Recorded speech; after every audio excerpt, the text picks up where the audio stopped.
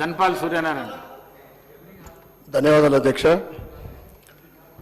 మా నిజామాబాద్ జిల్లా కానీ నిజామాబాద్ అర్బన్ చాలా సమస్యలతో కూడుకున్న అర్బన్ నియోజకవర్గం అధ్యక్ష.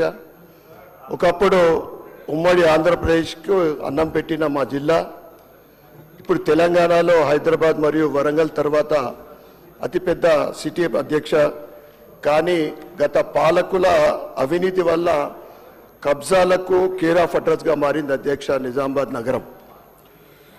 మా నగరంలో ప్రధానంగా 2 చెరువులు ఉన్నాయి అధ్యక్ష. ఒకటి రామర్తి చెరువు, బొందెం చెరువు.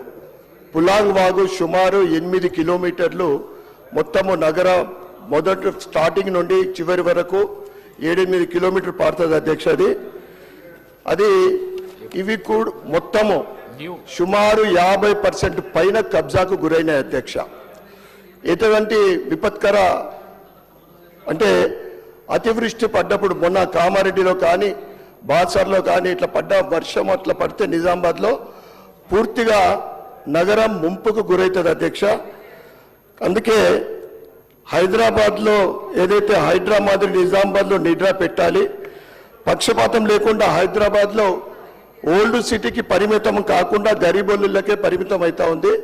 ఇటువంటి పక్షపాతం లేకుండా ఈ కబ్జాల మీద చర్య తీసుకురావాల్సిందిగా మీ ద్వారా ప్రభుత్వానికి కోరుతా ఉన్నాను.